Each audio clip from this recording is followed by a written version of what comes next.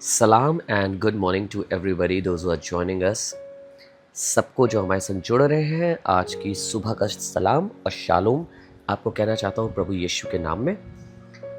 खुदावंद इन दिनों में हमें और आपको कार्यों के विषय में सिखा रहा है, आलसपन से दूर रहने की शिक्षा दे रहा है। चाहे वो सेवकाई में हो, चाहे अपने प्रतिदिन के काम में हो, पर खुदाबाप का वचन मुझे और आपको कुछ सिखा रहा है।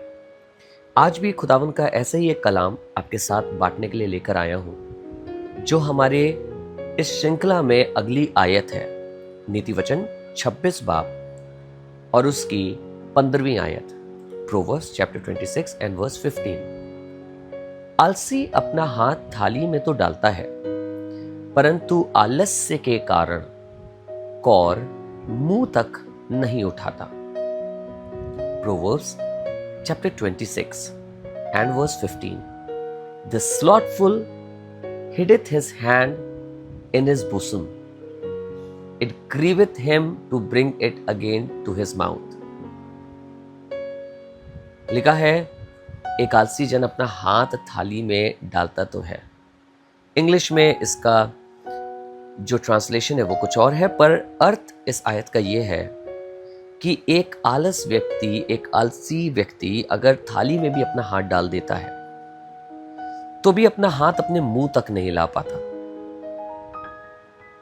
ये एक ऐसे आलसपन का विवरण है या एक्सप्लेनेशन है जो जिंदगी को पूरी रीति से तबाह कर सकता है। हम कई बार कई चीजों में हाथ डाल तो दे रहे हैं, पर उसे पूरा नहीं कर पा रहे हैं। हमने कई बातों में, कई चीजों में हाथ को डाल दिया है, पर हम उसे पूरा नहीं कर पा रहे। और कारण क्या है? आलसपन। हमारे सामने चीजें होते हुए भी हम उन्हें प्राप्त नहीं कर पा रहे हैं। कारण क्या है? आलसपन। कामयाबी आपके सामने है, बरकत आपके सामने है, एक बड़ी आशीष आपके सामने है। मुझे याद आता है खुदावन के कलाम में एक जिक्र, जब यीशु मसीह एक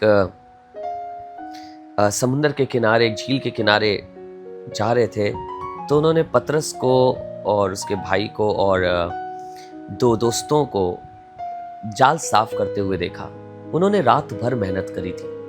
वो पतरस की नाव पे चढ़े, या शिमोन की नाव पे चढ़े, जो पतरस से पहले शिमोन कहलाता था, और उन्होंने उससे कहा कि अपनी नाव को गहरे में ले चल और जाल डाल। बड़ा थका हुआ लौटा होगा, रात भर उसने बताया कि हमने मेहनत करी है पर कुछ नहीं पकड़ा। पर पतरस ने कहा, फिर भी तेरे कहने से जाल डालते हैं। थकावट के बावजूद भी, रात भर की मेहनत के बावजूद भी वो कार्य करने के लिए तैयार हो गया। ये एक कामकाजी व्यक्ति का जिक्र है, पर आपको मालूम है उसके आगे क्या निकला? हुआ कुछ ऐसा कि जब उसने जाल डाला तो वो इतनी मछलियां पकड़ लाया कि ना केवल उसकी नाव, वरन उसको अपने दोस्तों को भी बुलाना पड़ा, और उनकी नाव भी पूरी पूरी भर गई। जाल फटने लग गए। जब हम खुदावन के कहे अनुसार करते हैं, तो ऐसी जगहों से भी जहां से आपने शायद पहले कुछ ना पकड़ा हो, पर जब आप खुदा का कलाम सुनकर उसे करते हैं, तो एक बड़ी आशीष वहां से मैं और आप पाने पाते हैं।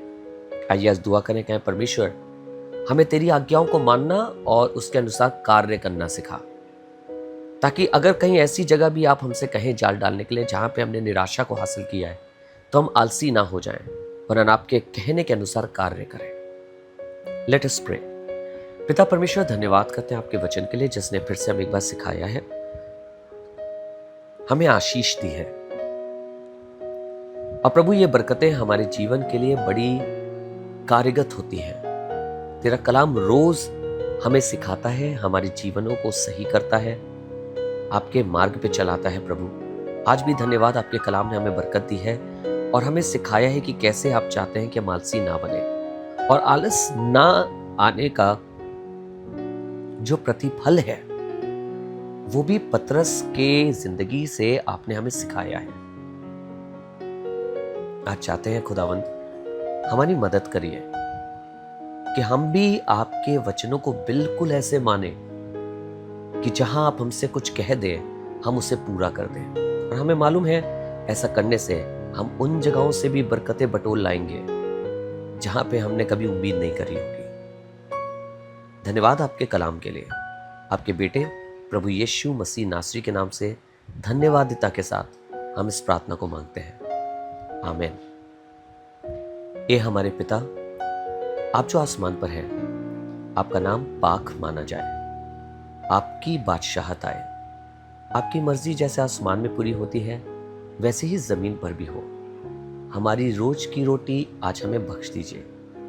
जिस तरह हम अपने कसूरवारों को माफ करते हैं, हमारे कसूरों को भी माफ कर। हमें आजमाइश में ना पड़ने दीजिए, परंतु बुराई से बचाइए, क्योंकि बादशाहत, कुदरत और जलाल हमेशा आपका है, आमीन।